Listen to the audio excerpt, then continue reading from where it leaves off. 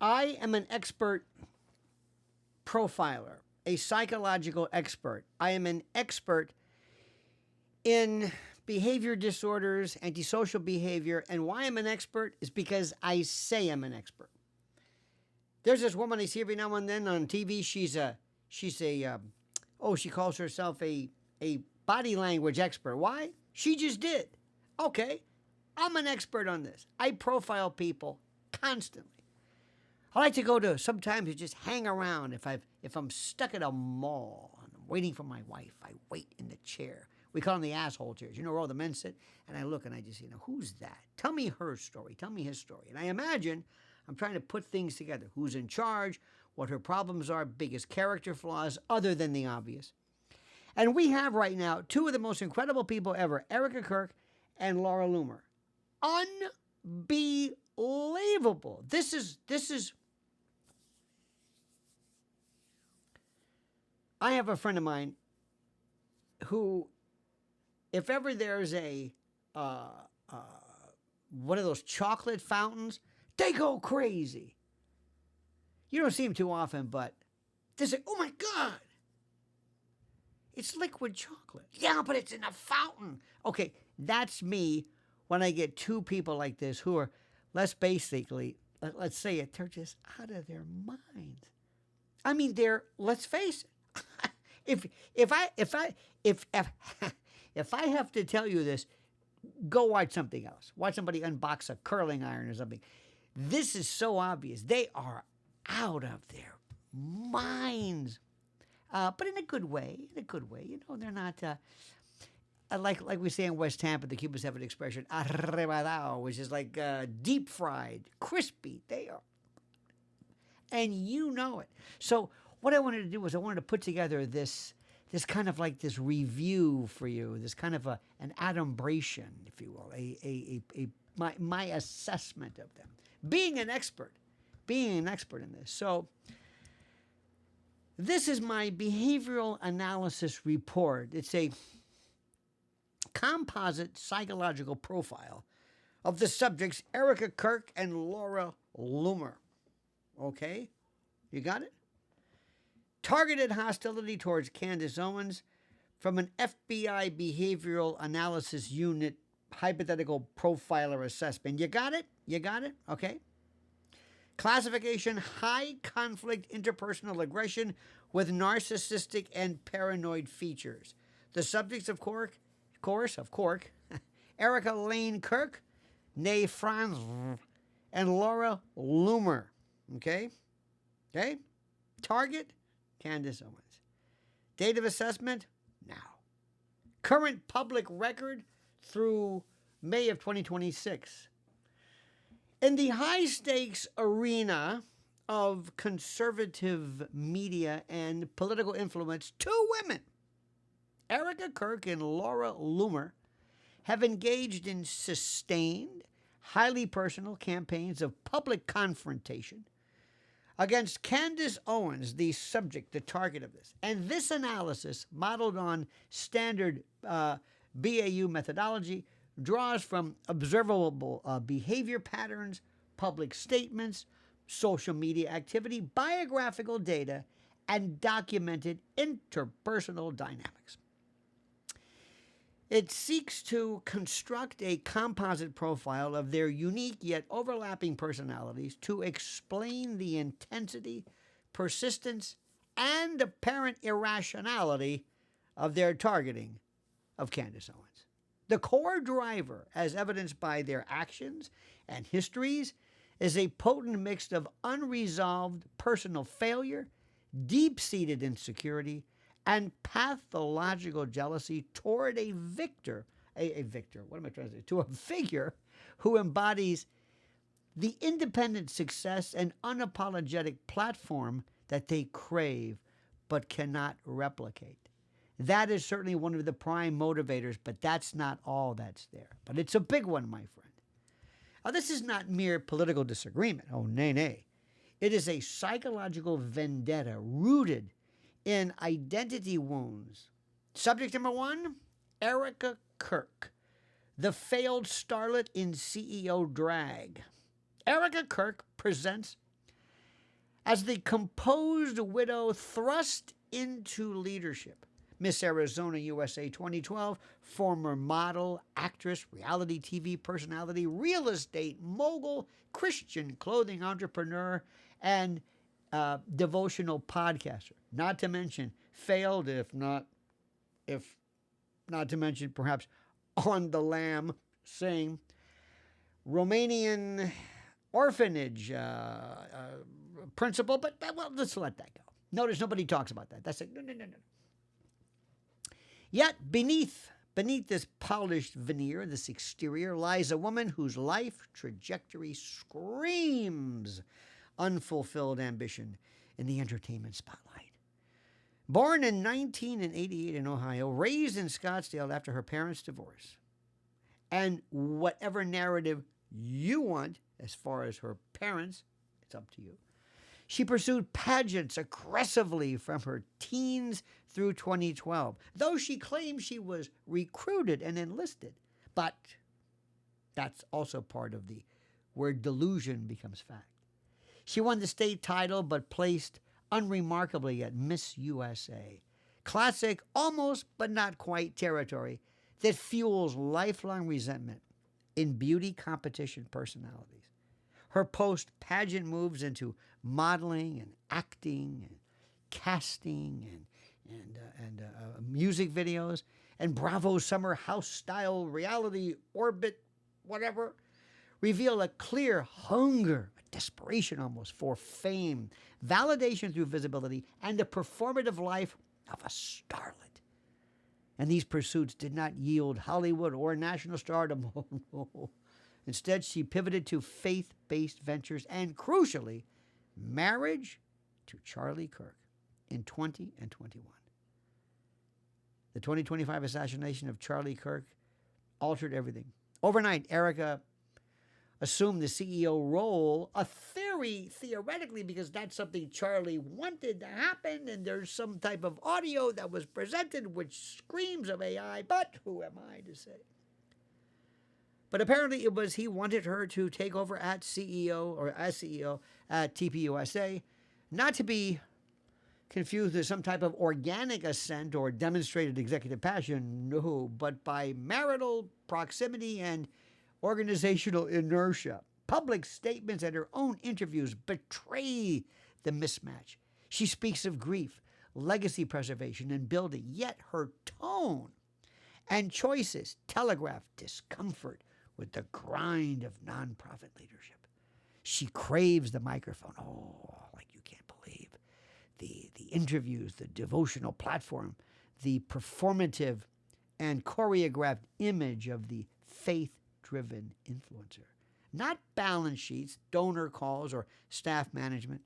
Observers note her rapid return to public appearances, podcasting, and media engagements that position her as the grieving, yet surprisingly resilient face of the movement. Now, this is not the behavior of a reluctant CEO.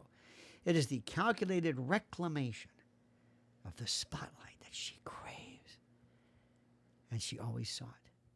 Her targeting of Candace Owens fits this profile with clinical precision.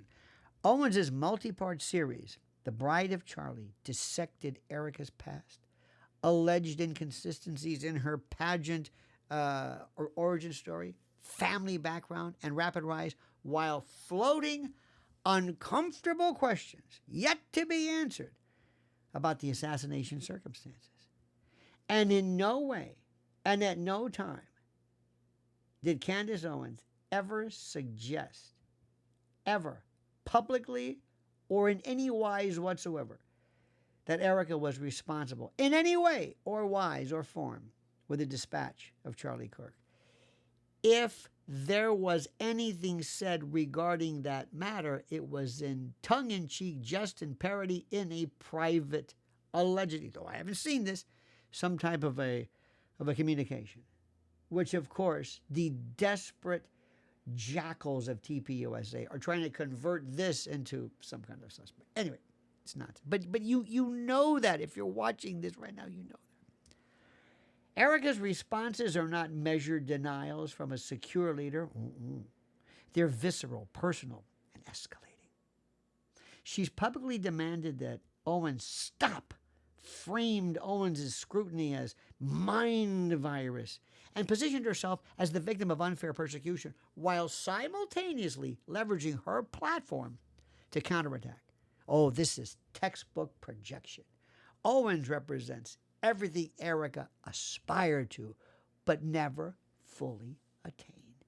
An independent, self-made media powerhouse with a massive, loyal audience who love her, who built her brand without riding coattails or inheriting an organization. Owens' refusal to defer to Erika's widow status or organizational authority triggers Erika's core wound, the fear, just like David Byrne, the fear that her star was never authentic, only proximity-based.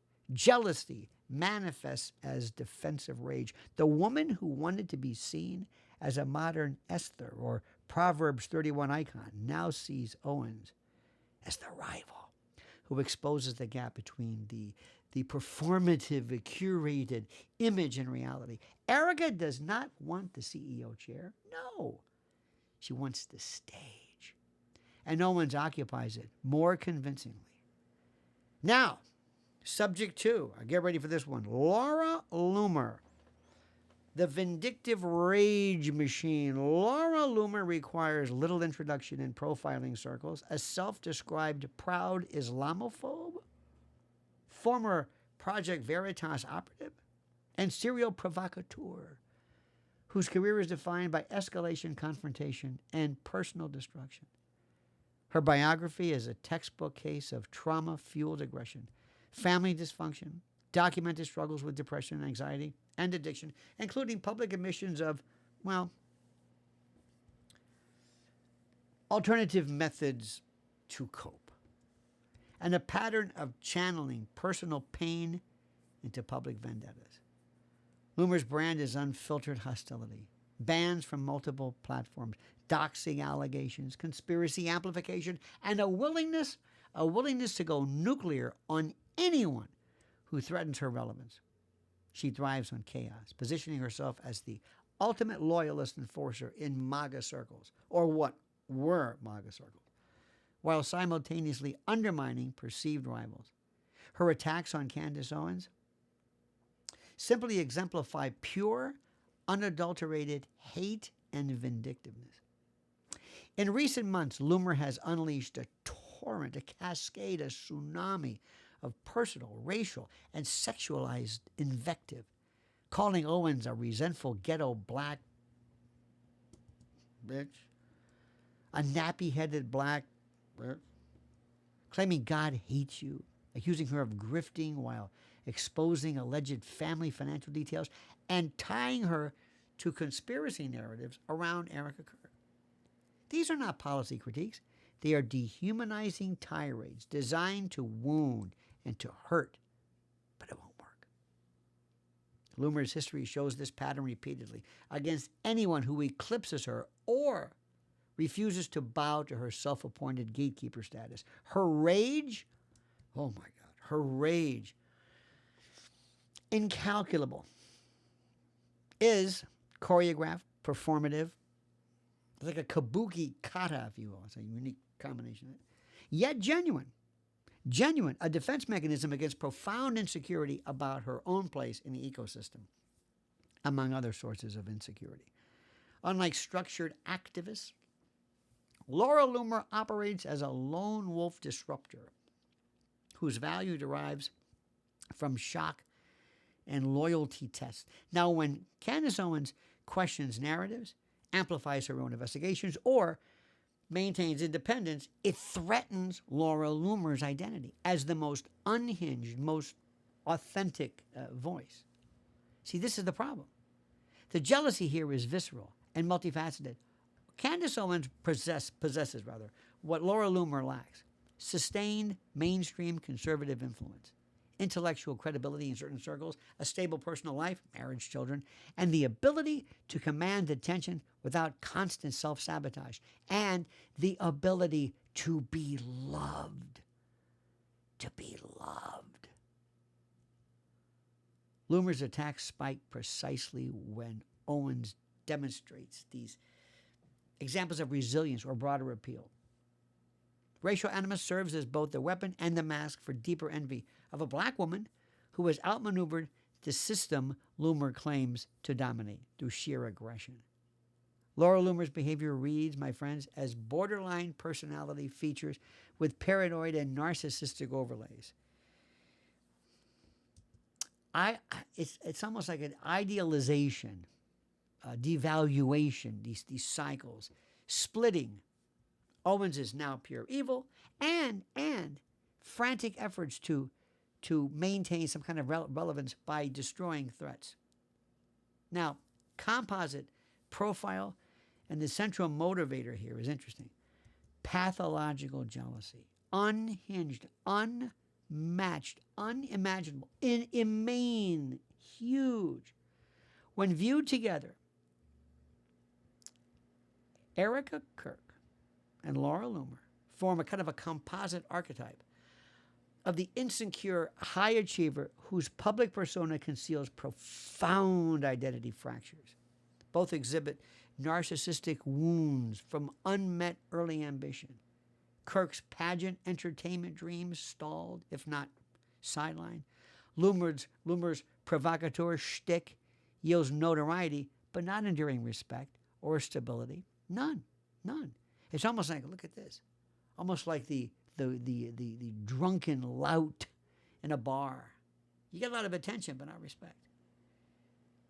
Then there's also the reliance on male-adjacent power structures. Erika Kirk, of course, via marriage and legacy. Loomer via Trump adjacency and loyal enforcement. And rumors and insinuations that perhaps, maybe, there were moments of, well, you know. Neither of these built their platforms in isolation like Candace Owens did. Then there's the defensive aggression when exposed. Public scrutiny, Owens' investigation, whatever, is reframed as persecution, triggering smear campaigns. Then there's projection of internal chaos. Erika Kirk's discomfort with CEO duties projected as Owens became unhealthy and is unhealthy. It's the strangest thing in the world. Loomer's personal demons externalized as racial character assassination. And then there's spotlight addiction. Both crave visibility, but resent those who command it effortlessly and independently, and can do it while also maintaining respect and admiration and love. I can't say love enough in the case of Candace Owens. I'm going to say to them right now, you know it.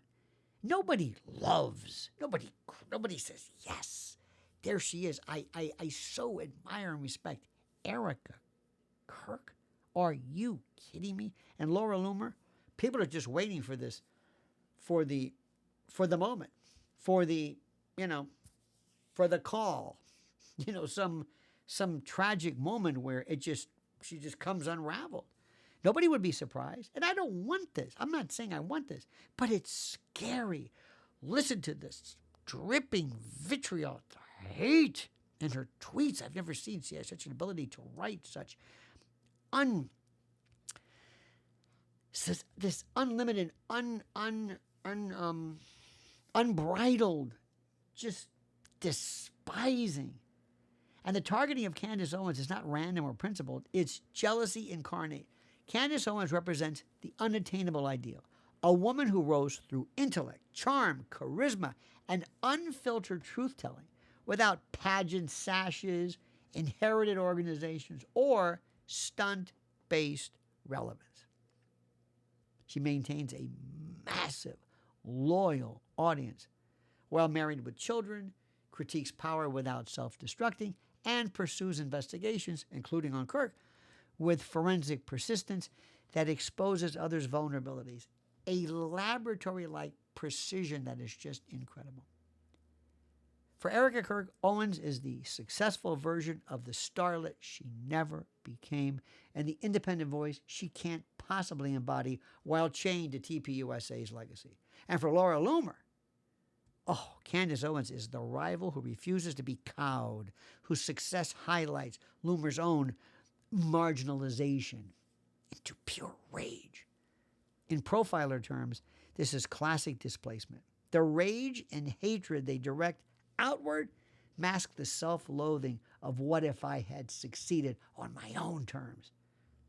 And their kind of crazy behavior, if you will, Erika's stony-faced demands to cease scrutiny, stop, the crazy eyes, the look, the eyes, kind of like that Manson-like MK Ultra trance-like look, and Laura Loomer's unhinged racist tirades and docs-adjacent posts. This is the predictable eruption when external figure forces confrontation with their composite truth. They are not the icons they project. And Candace Owens, her existence proves it. Jealousy is the accelerant. Unresolved failure is the fuel. And this profile, by the way, is not diagnostic, but explanatory. It's derived strictly from public observations and observables. In a real case, it would, I guess, how do I say this? It would guide interview strategies or threat assessment. But here it illuminates why two women with such divergent surfaces converge on the same target with such ferocity. Candace Owens did not just challenge their narratives. She exposed their deepest insecurities until they confront the starlet who never quite made it and the rage machine fueled by rejection. The attacks will persist. And the behavior, by the way, is not about truth. It's about survival. Survival of fragile egos in a spotlight. And the spotlight they both desperately need, but simply cannot share. That's what it is. I'm looking so much in the past. I'm looking at how things change. I always keep this, by the way. This is when Donald Trump was the Donald Trump that we remembered. Remember that? Remember when he said these things? It was like 2020. This is when it was at its peak, at its height. And I keep this. It's like, what happened? You know? What happened? What happened to these people? What happened? I think you and I pretty much stayed the same. I mean, our standards stayed the same. What we believe is the same. I don't recognize anything anymore. I don't recognize any of the political parties. I don't recognize political ambition, conservative ambition. I don't recognize the policies of Donald Trump. And I don't recognize how Erika Kirk could have possibly elbowed herself into this. And I don't understand how nobody seems to care about Charlie. And who was responsible? We still haven't gotten to that point. And Laura Loomer, look, she's always been a loose cannon, but there was a time when she kind of, she was okay. We knew she was the potential to have a kind of a screw loose, but she was, seemed kind of harmless, in a way. I mean, not to be taken lightly. But there is nobody like this. I mean, this absolute. I was listening before. Somebody was pointing out something to me about Nick Fuentes. Nick Fuentes was going into a rage. Well, it was a performative rage against Tucker Carlson. And he said it in a way that they thought, look at him, he's lost his mind. Has he really? Has he really? I don't think so. I don't think he's lost his mind. I don't think he's lost his mind. He knows what he's doing. He's never lost control of himself. He's a great actor. He'll go from one to the next. He's very good. I'm not saying he's insincere. I'm not saying that. But he knows how to play this. He never loses himself in the work, to use professional wrestling terms. He never loses himself in the role. If he's babyface or heel, he brings the heat, but he doesn't lose himself. Loomer loses herself. But Erika is trying to find herself. There's nothing there to lose. She's the most interesting. She's not dangerous. Erika's not dangerous. Loomer is. Erika's not. Erika's sad. Erika's sad. Erika is a void. She's trying. They said years ago that Peter Sellers, the actor, never had an actual accent. Nobody knew what he said. Nobody knew what he spoke. Nobody knew how he sounded. Nobody. He didn't exist.